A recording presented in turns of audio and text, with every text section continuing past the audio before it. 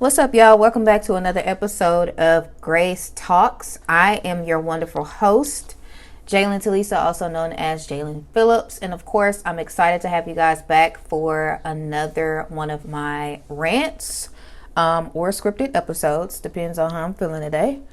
If you haven't already, please subscribe to my YouTube channel, which is Jalen Telisa, or you can hit the follow button on Spotify and Apple Podcasts.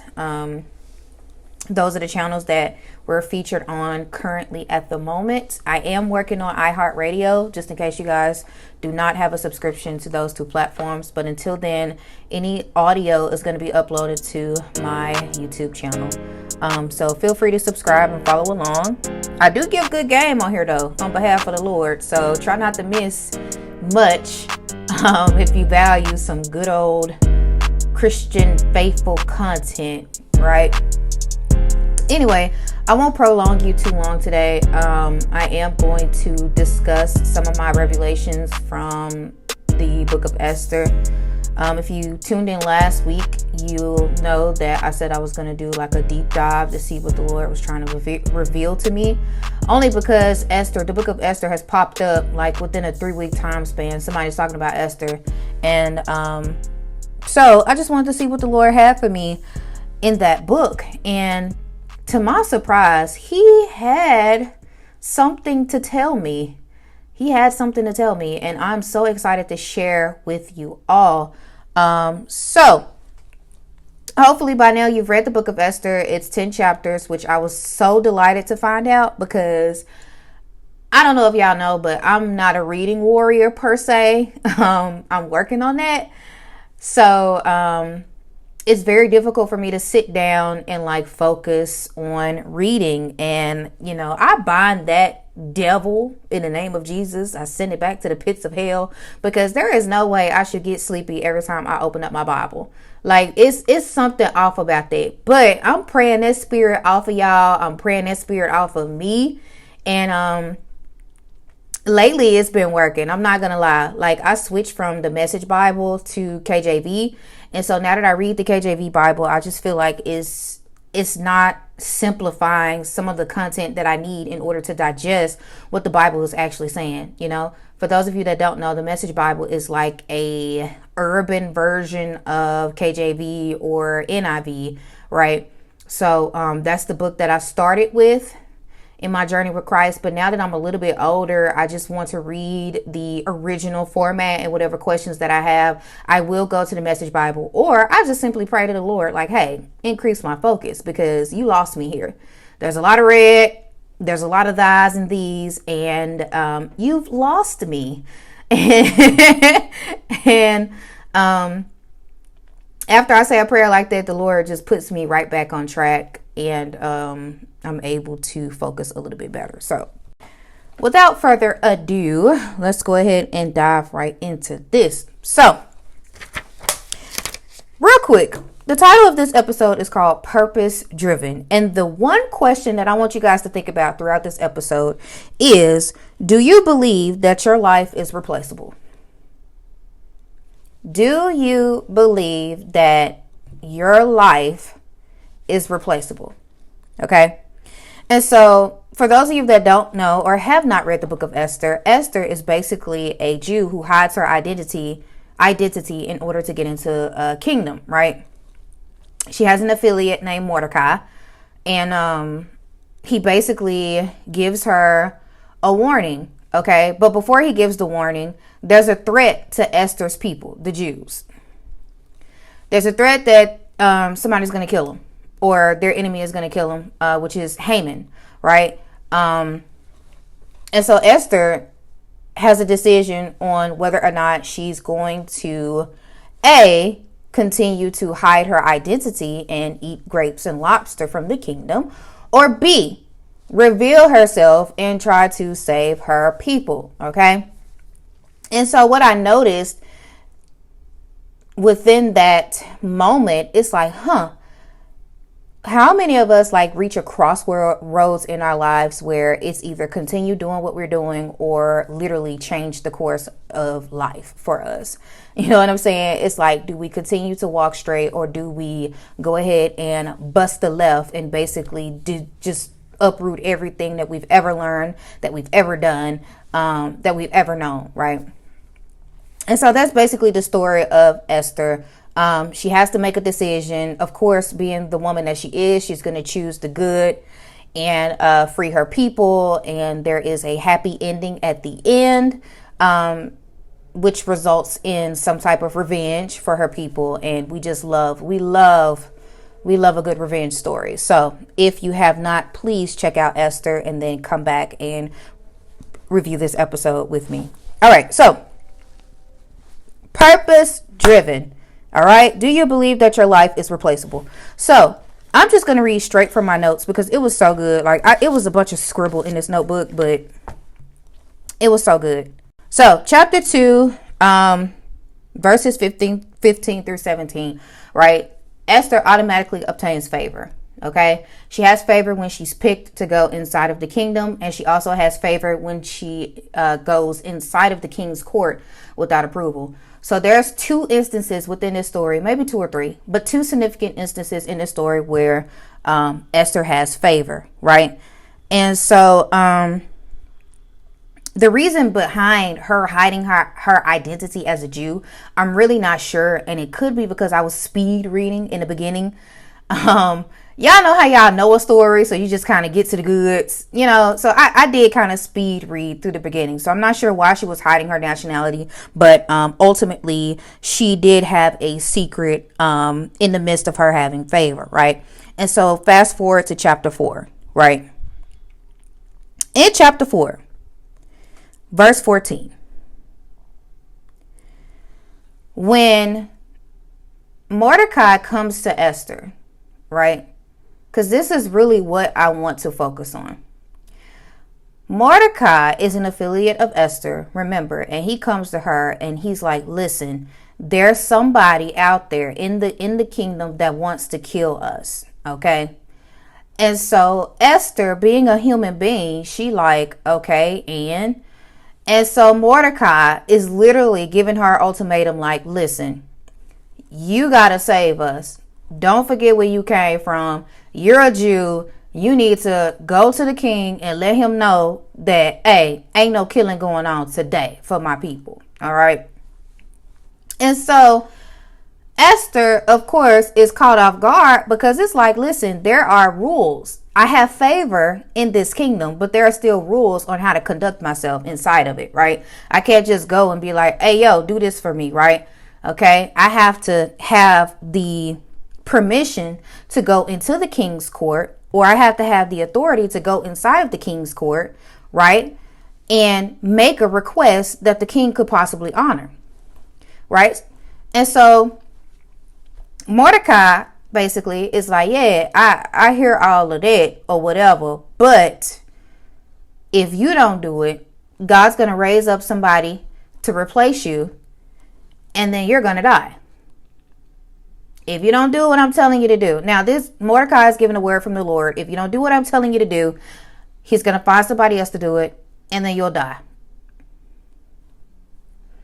Now, for me, that was a pause-worthy moment because it was like, So first of all, I hid my identity for X amount of years or X amount of time, right? First of all, I hide my identity, right? I get favor in this position, in this spot, right? Which benefits me. Okay. I'm eating good. I'm eating well. Like I'm getting treated like the queen that I am.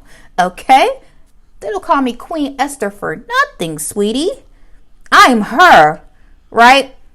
And I'm in this position. My affiliate come up and tells me, hey, we need you to basically disrupt all the peace that you got going on right now and save us. Once he wants Esther to basically disrupt her peace for the satisfaction of a generation or another person.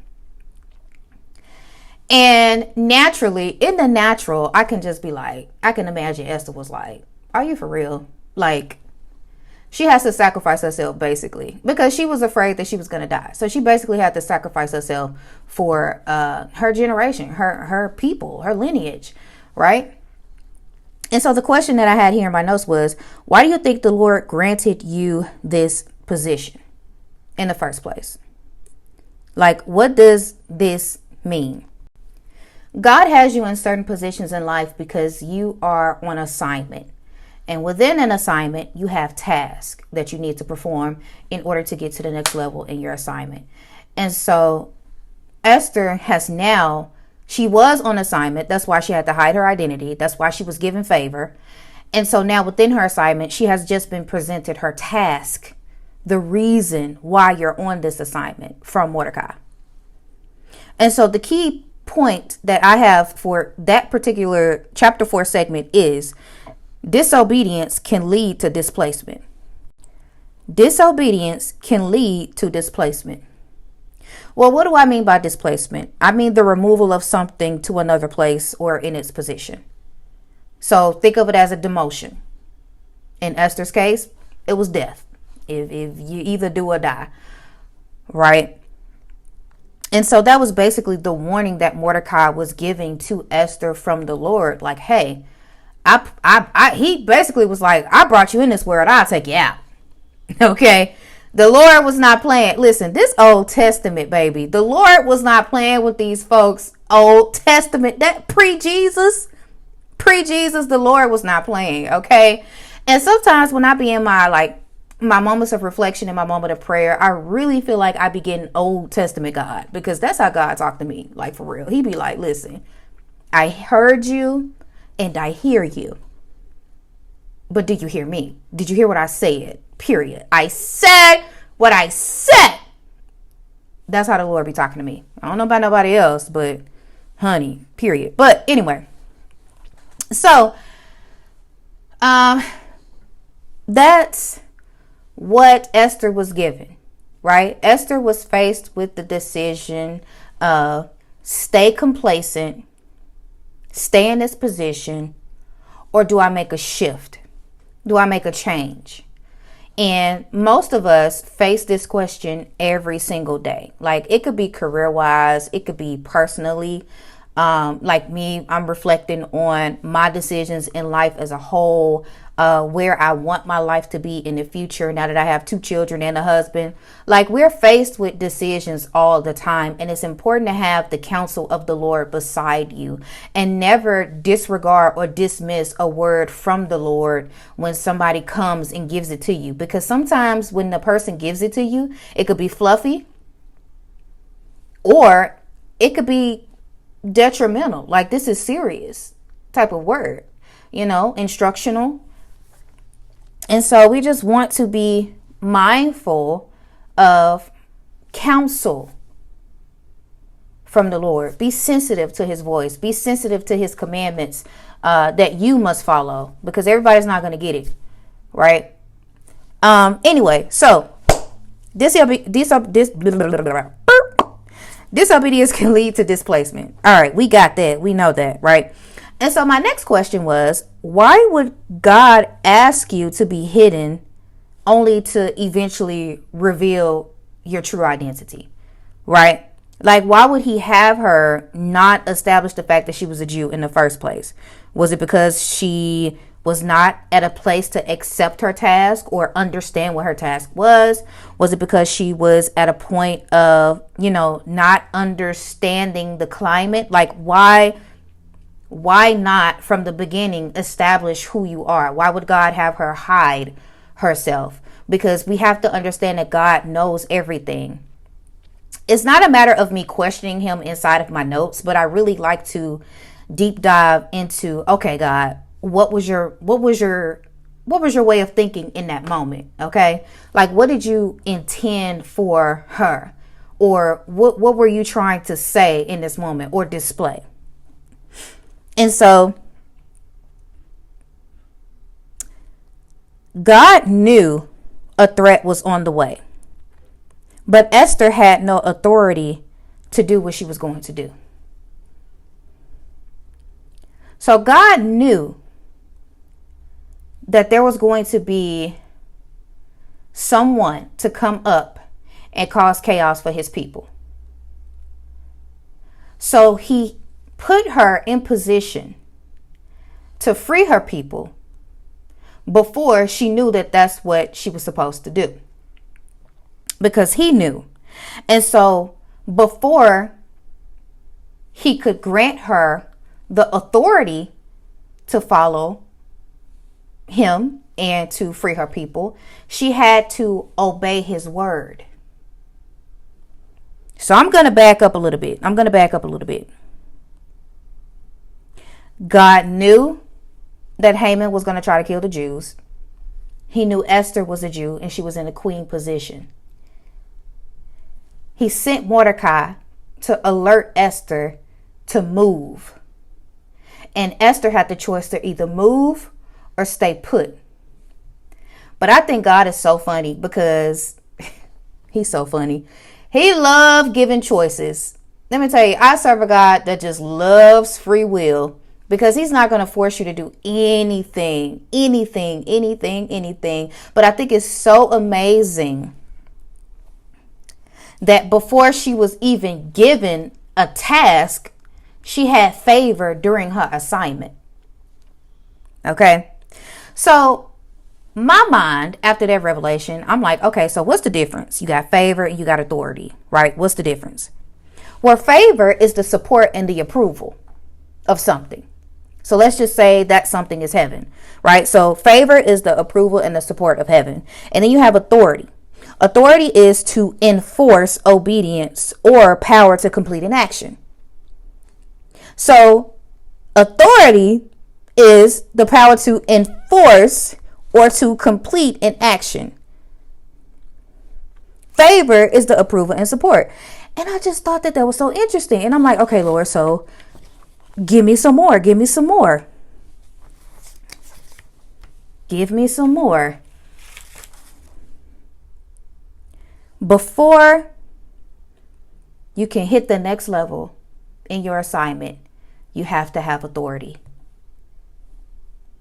Before authority comes obedience. So my question, is God's priority important to you? Is his agenda greater than yours? Because we, us as human beings, we have it so screwed up today that our careers and our timelines are more important than our purpose. And we have to understand that purpose is something that's permanent. Purpose is a call. Purpose is something God given. Purpose is something that heavens move off of, right? Your gift could be to do hair, but your purpose is to use your hands while you're doing their hair and send people up to the kingdom. Esther's beauty could have been her gift. I don't know. Homegirl the king was smitten by her. All right. So her gift could have been beauty, but she was supposed to use that beauty and use that favor to walk into her purpose. And what was Esther's purpose? To free her people, to save the Jews. So she could have not unlocked that unless she would have obeyed the word of God. So many of us govern our lives off of our own feelings and intuitions. And it's like, we're not listening to God. We want to take over territory. We want to, do all of these things. And it sounds good, but you can't do that if he told you to tithe and you still don't do it, or you tithe when you want to tithe. He can't give you authority if he tell you not to go to Texas and somehow you go to Texas. You move to Texas. Now I'm speaking to myself. Okay. I'm speaking to myself. But no, seriously, there are some gut-wrenching things that you want to do in life that God has not given you the authority to do. It's not time for that. But if you stay in the word and if you be obedient to his word, he's going to give you authority to trample over those things or to take back those things. But that does not come. Authority does not come with disobedience. And as I've said before, you don't want to be disobedient because you will be replaced. You will. God's agenda is going to be fulfilled regardless of whether or not you feel like you're ready or whether or not you believe that it's real. I don't know what half y'all think out there. It don't matter. But God's not going to wait on you. I feel like in this time today, God is done waiting on people. You should have got off the fence last year because going forward, it's either night or day. Like time is up for people to straddle across the fence, to hold on to unforgiveness or to wait for apologies or, whatever the hell y'all got going on out there. I'm not sure.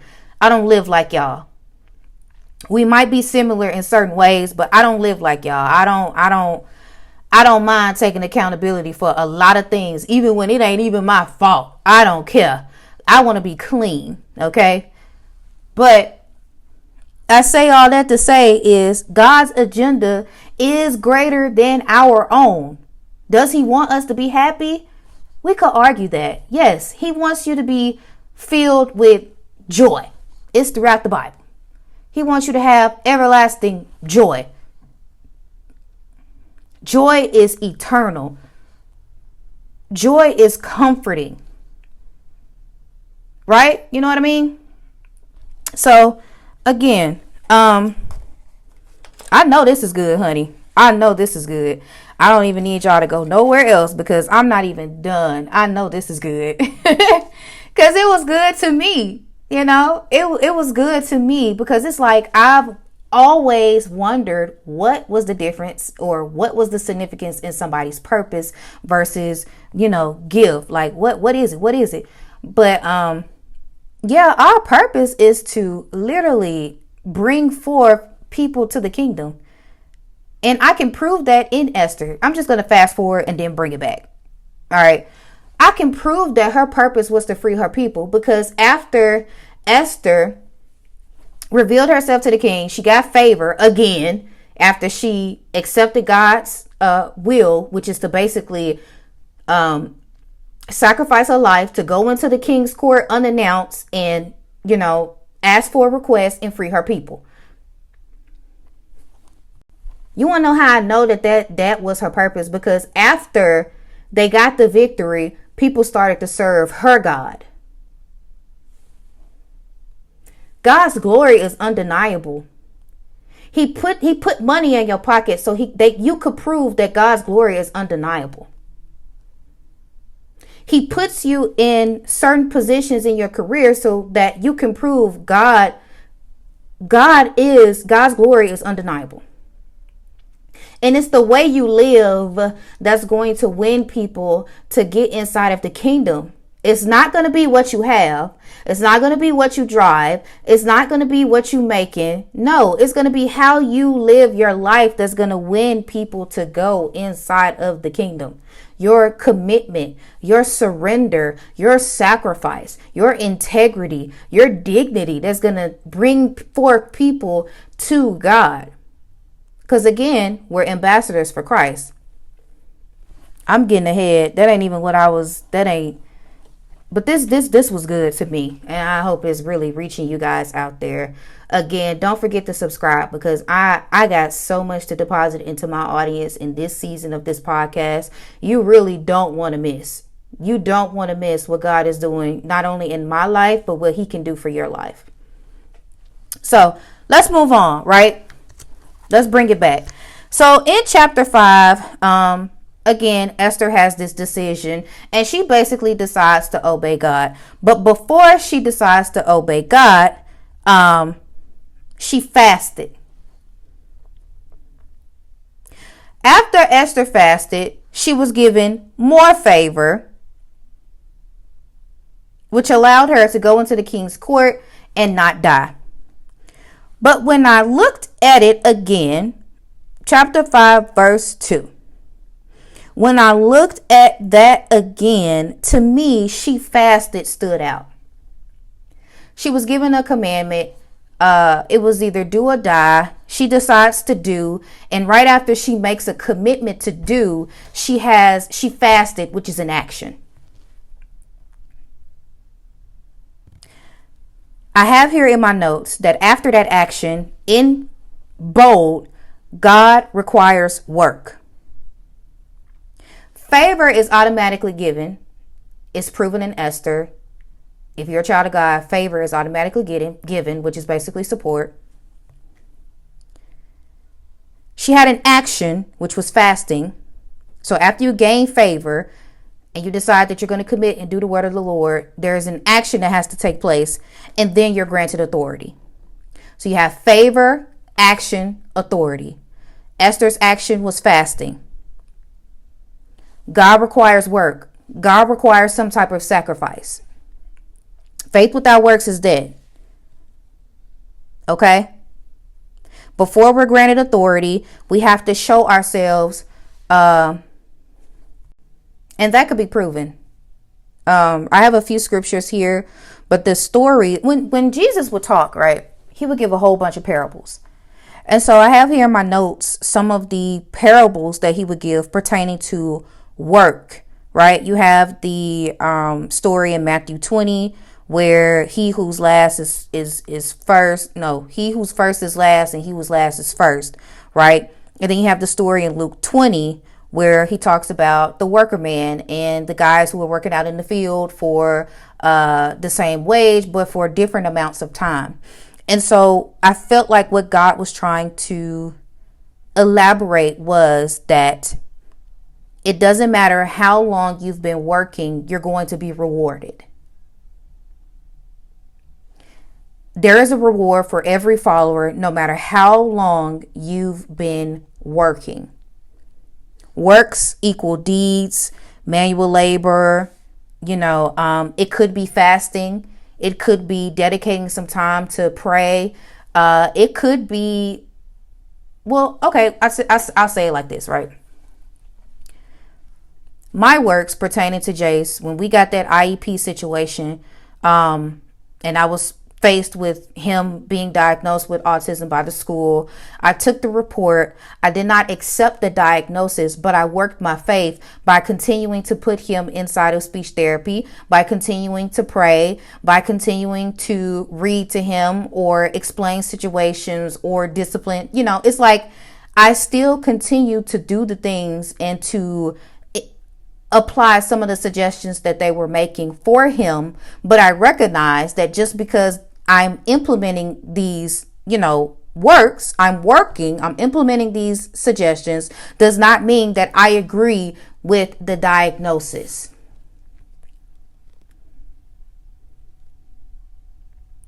Hopefully that makes sense.